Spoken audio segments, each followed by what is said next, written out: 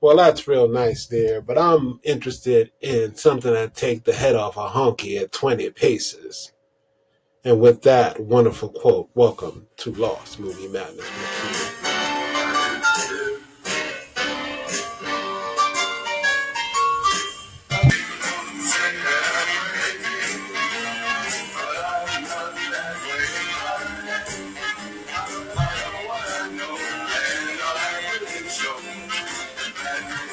Again, as I said, welcome to Lost Movie Madness with Akeem and friends. And today we will be talking about a futuristic film called Surf Nazis Must Die. And I have a friend that I sent a message to, and I said, I just watched Surf Nazis Must Die. And she said, why? Which is an interesting question. But if you're the movie type like me, and you see something called Surf Nazis Must Die, it says you must watch it. It is a much-watched film. I cannot believe that anybody would see that name of a film and say somebody bankrolled that thing, somebody decided what to do in it, somebody produced it, somebody directed it, and somebody acted in that thing. So I had to watch it. And I will tell you, it did not disappoint. It lived up to its name. There are surf, there are Nazis, and they must die. They do stuff and they die. I mean, they're Nazis in general, so should they die? It's a probable yes. I mean, morally, I don't want to kill anybody, but you're a Nazi, so you've chosen some things. You've made a lifestyle choice. It's like wearing suspenders. I'm a big believer that suspenders are a lifestyle choice. That's digression. But I'm a big believer that suspenders are a lifestyle choice. Like, once you decide to throw suspenders on, I talked about this in my video and my podcast about the movie, the Stallone movie,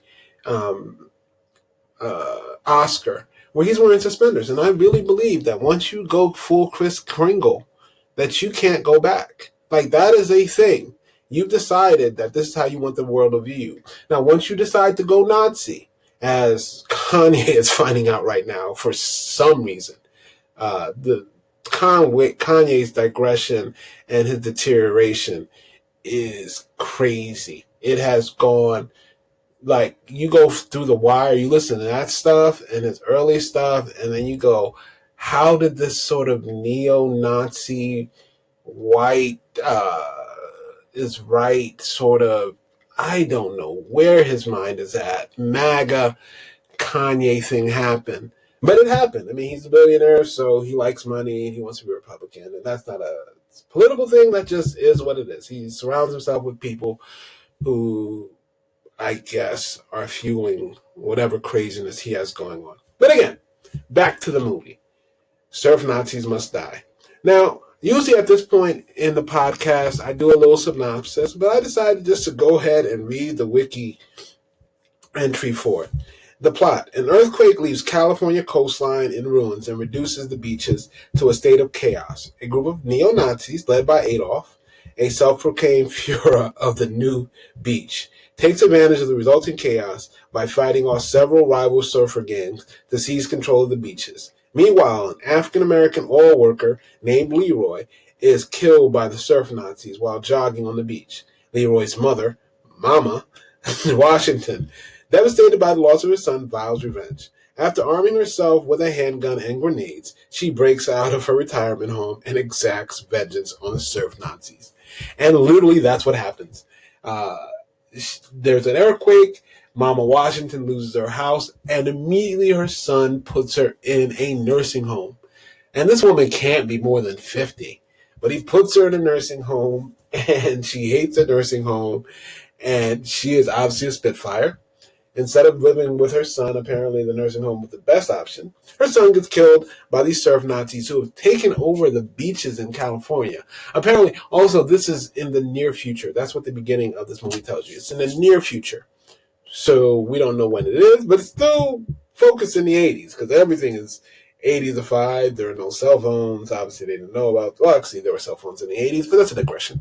There were no cell phones, and they're living like Police Academy 3 sort of 80s, where there are just gangs doing stuff. Also, sort of Warriors 1970s, where each gang has a theme. There's an Asian gang with nunchucks and katanas. There's another rival gang. It's very much Warriors-esque. Like somebody had seen it and said, I need gangs with different themes to stand out. Like that's something that happens in the underworld. There's also a biker gang who are scared of five Nazis. Again, there are five Nazis. There isn't like a whole ton of them out there lurking around. There are five of them, and they take over this beach town. They just start murdering people. And in the end, Mama Washington gets them with a handgun and a couple grenades.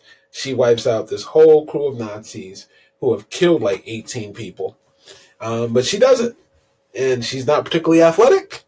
She's not that strong a heroine. She actually doesn't have any she's not a real character. She has no sort of agency at all. She just wants to kill these guys because they killed her son. And that's it. Surf Nazis must die. Uh, that's pretty much the story. Son gets killed. She's in a nursing home. She breaks out the nursing home. She kills him. Yeah. Now, what did I like about this movie?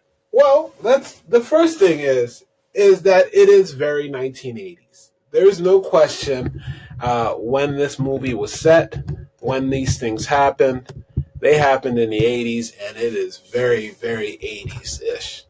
Nothing, like, I don't know what was happening in the 1980s, and people were really afraid of gangs or Nazis, or they thought the gangs were going to wipe out the American way of life. But this is set then. And it's very, very sticky. The characters are wooden. The actors, they don't deliver anything. They are just saying lines. And I love it. I really, really do love it because they are just saying lines and they're delivering it. There's no passion. There is no feeling behind it. Nobody believes what they're saying. They're just saying them. And when they're trying to emote, when they're trying to convey feelings, they are unable to, so they just make faces. It's like I'm a big fan of wrestling, and it's like wrestling. Sometimes you get one or two guys who can actually convey feeling, who can make you feel something when you watch them. But for the most part, it's a lot of bad acting interspersed with some action. So the emotions are not really coming across on the film.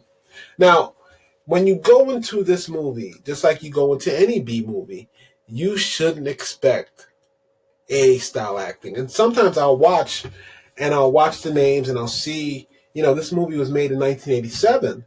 So that's 35 years ago. And I'll look at the names and I'll go, has anybody done anything in the movie business since then? And the answer from this movie is no. Nobody went on to bigger, better things. There's no hidden gem. This isn't the Italian Stallion from 1974 where Sylvester Stallone comes out of it. There's no hidden gem like Ross. David Schwimmer isn't in it from Friends, or Rachel's not in it. These people never did anything else, but they made this movie. And when you watch these movies, these B movies, sometimes they're just fun to sit through. What somebody spent hours and hours and hours. And I can tell you from producing my own podcast, doing some video production, also working in television stations in my younger life, that is work and that is effort. And some editor sat down, God love him, some editors sat down and actually edited this thing and said, this is the best version of this film. And some producers sat down and watched it and was like, yep, this is what we're going with. We're going to put the Trauma stamp on, and this is how we're going to do it. Now, a lot of people aren't familiar with the works of the Trauma films. So the other part of this was that I saw Surf Nazis Must Die, and I love Trauma films. Trauma was a movie studio in the late 70s, I believe, into the 1980s. And they made just a lot of B-level films. They weren't trying to make art. They weren't trying to win Academy Awards. All they were trying to do was make some movies. Now, they were founded in 1974. And they release their movies and it is just bad. Like they have made so many movies. Okay? They made The Toxic Avenger in 1975. Coming to you soon, by the way. I love Toxie. I think Toxic Avenger is one of the funniest things I've ever seen. Also, the Toxic Avenger was their mascot. They also made things like uh, Class of Nukem High. Yeah. Um, they've made so many films, and a lot of them are just really, really bad. And they are fun, though. That's the thing. They're fun. When you watch them, you're not going to see a bunch of good acting or anything like that, but you can expect just to enjoy it. A nymphoid barbarian in Dinosaur Hell is one of theirs. Class of Newcomb High, as I said, they call me Macho Woman, Vegas in Space. Frostbiter, Wrath of the Wendigo, Tromeo and Juliet. I didn't see Tromeo and Juliet, but I always meant to see that. It came out in '96, and I saw Romeo and Juliet, starring Claire Danes and Leo DiCaprio, and I thought that was great.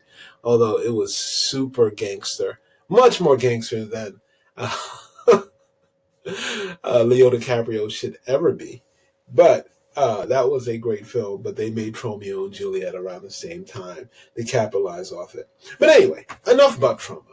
And this film, as much as I love the fact that when you watched it, the scenes were filmed in like the slums and just they're filmed in like okay, so Adolf, the leader of the Nazis and his gang of Mengele, a guy Hook and another guy, they are and his girlfriend Ava, you know, we're not gonna try to go with subtlety here. They all are at a they live in like the sewers, the runoff areas of Los Angeles, and they're terrorizing these towns. They don't seem to have a great life, and it just is it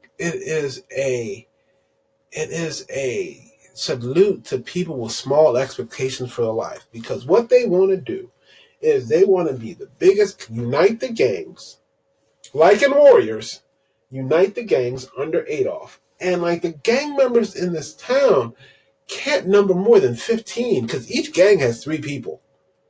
Like each other gang except for them. So I guess they are the biggest gang, but they're like five gangs.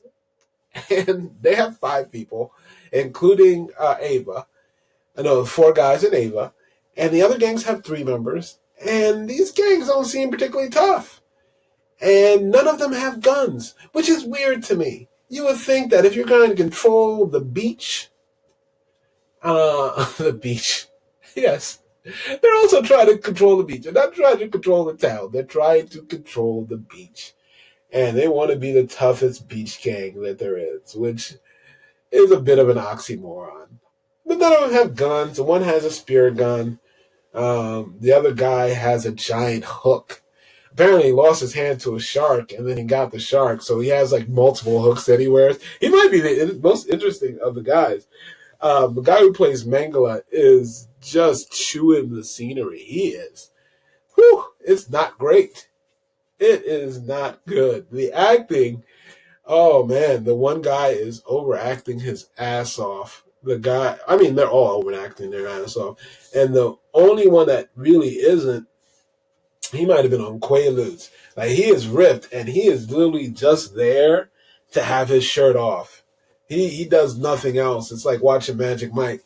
He is wallpaper, except for at the very end, um, another gang tries to after they've killed all the other gang members. This is like 8 people. It's not much of a body count. Um, they they get attacked by this other gang and they kill them too. And there's 3 guys, and one guy throws some acid, into the really jacked guy's face. And he's blind, and Hitler says he's no longer used to him. Adolf says he's no longer used to him, and they shoot him with his own spear gun. That's what happens. The very next day, Mama comes and chases him down. She throws a grenade. She kills the hook guy in Mangala, and it's only Adolf and Ava on the run. And at the very end, the best scene is she commandeers a speedboat from these guys who are fishing, and the one guy's driving the speedboat, and they run over Ava in the water with the speedboat, and somehow it decapitates her. It's an amazing scene. It decapitates her. You see the head flopping in the water. It's ridiculous. And then they're chasing down Adolf, and the guy who's driving the boat, she's no longer got the gun on. He's all in. And as they chase Adolf, Adolf pulls a knife from his wetsuit somehow and throws it hard enough that it lands in the guy's back, and the guy dies.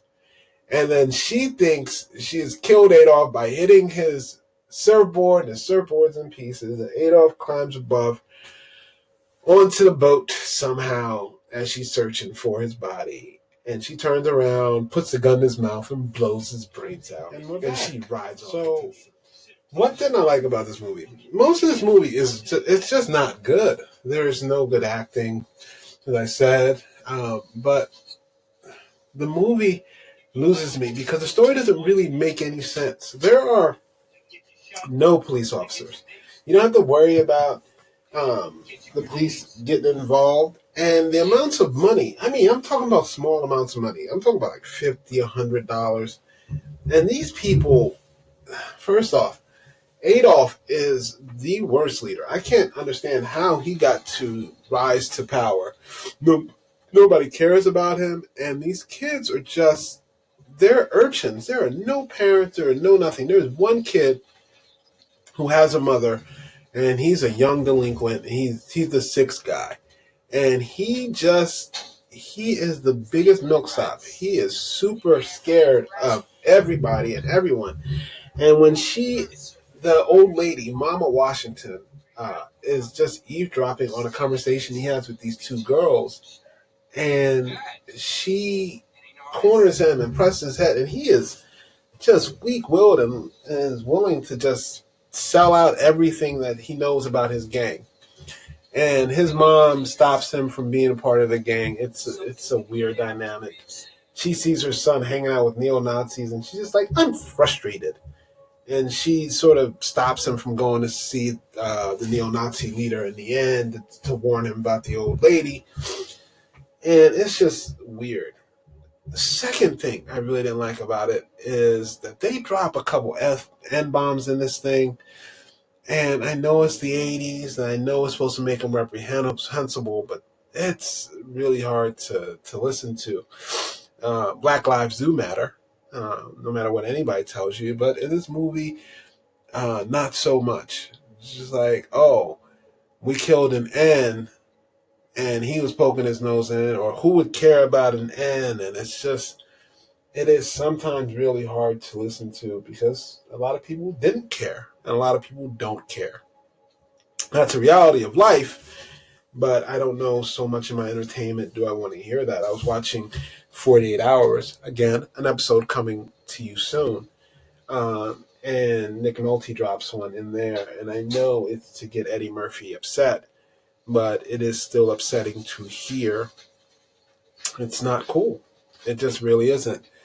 And when you hear it so cavalierly tossed out there, I know it's to show that these people are reprehensible, but even the kid that gets saved by his mom drops one or two. And he's not really saved. He just stopped by his mom from doing stuff. And that's not okay. The movie just takes a left turn. The son, who, again, in the very beginning, just puts his mom in a nursing home. Like, he's in the movie for maybe 10 minutes? Really? So who really cares that he gets killed? And he gets killed in the dumbest way. He stops a bag snatching, and then he starts a fight. Like, he gets to a fight with Adolf. Adolf's there, and Adolf says, "Your mama," and he turns around and grabs him, which These are adult men. You get your mama. That's really reason for you to get into a physical fight with this weirdo with Nazi symbols on him, and he doesn't see the weirdo's two friends coming up behind him. Also, the old lady is just laying on a beach in a heap, not paying attention to her back. Like, why is she laying on the beach? Also, you get the mama who again can't be more than 50. I know they grayed up her hair a little bit, but that was pretty active. And she goes into the nursing home, and they're like, there's an actress playing a nurse there, and she is terrible. I mean, it's just ridiculous. She goes into the nursing home, and those scenes are just, there's no chemistry between the mom and the son. You don't really feel like she should care if he dies. And the lady Mama Washington, again, her name is Mama Washington, which gives you a sort of mammy vibe. But Mama Washington is acting. She can actually act. It's not that she's given much to act with, but she can actually do it, and she can give some emotion. She can make you feel things. But she's stuck in this movie that feels out of place.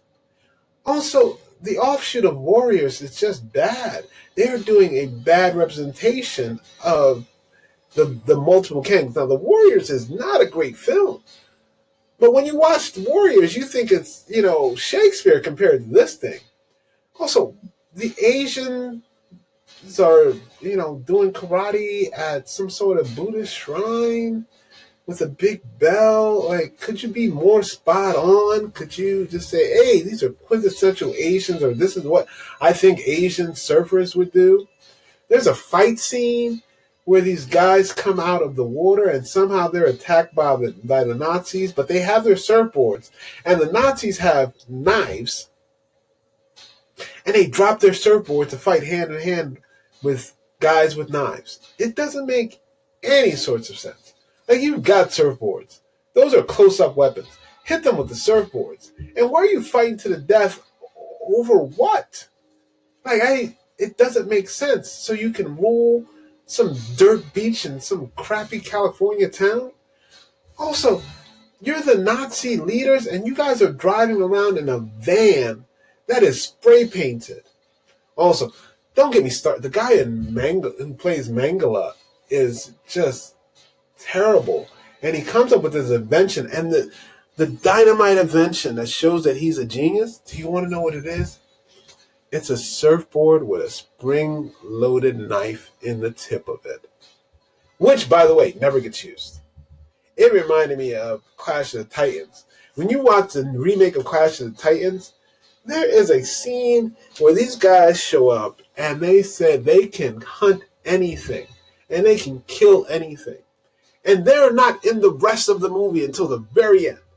Like, you think, well, you got these cool killers and they're going to do something spectacular. And the answer to that is nope, they don't do anything spectacular. That's the end of their movie. They just tell you that they can kill anything. Do they show you? No. So it's a waste. I don't understand why he built it other than to show that he can build it. This movie, it's rough. It's a rough watch. I wouldn't necessarily say that it's worth seeing. Actually, I would definitely say it's not worth seeing. Like, I enjoyed it because I just like enjoying film. I like to watch film. I don't want to critique it. I just want to talk about it. I want to talk about how it made me feel. And this movie made me feel sad. Just to be honest with you, it made me feel sad. It made me feel like somebody spent a lot of time and effort making this thing. There are heavy tones of homoeroticism, so there's that. That's not bad. That's just a thing that's happening in it. One thing I forgot to mention in the part that I liked about this movie is that there are some great surfing scenes. And half this movie is a surf movie where you're seeing great scenes of guys surfing waves, and they're doing a really great job. And then half the movie is just some schlock fest, which, again, is fun. You're not going to, learn anything. You're not going to get a way to make movies better. What you're going to see is some guys surfing, and you're going to see an overview of an old black lady murdering some surf Nazis and some surf Nazis doing some murders themselves. That's pretty much it. Now, I read the reception part on Wikipedia and I wanted to discuss it. On Metacritic, it has a score of 28% based on 7 critics, indicating generally unfavorable reviews. On Rotten Tomatoes, the film has an approval rating of 20% based on a review of 5 critics. Janet Maslin wrote, "Not even the actors' relatives will find this interesting." Michael Wilmington of the Los Angeles Times called it a total wipeout and horror action movie with dull action and horror feebly done on every level, leaden satire, a repulsive romance, and a revenge saga with zero intensity. Variety said, "A sort of Clockwork Orange meets Mad Max on a beach. Pick hasn't one redeeming feature." And Roger Ebert stated that he walked out of the film after 30 minutes. I'm surprised Roger Ebert made it 30 minutes because this is a slog sometimes. Sometimes you're just like, what is happening? Like they say on It's Always Sunny, what is happening? Now, that's my talk about Surf Nazis Must Die. If you liked what you heard and like what you see here, please leave a like, please share, and subscribe to the channel. And if you would like me to review a movie, or if you're one of my friends and you'd like to talk about a movie, please email me at lostmoviemadness@gmail.com. Again, that's lostmoviemadness@gmail.com. And if you like what you heard, please leave a review. And you can always find me on Twitter, on Facebook at Lost Movie Madness. Please like, share, and subscribe. And don't forget, watch if you want. Don't blame me if you do. Bye-bye.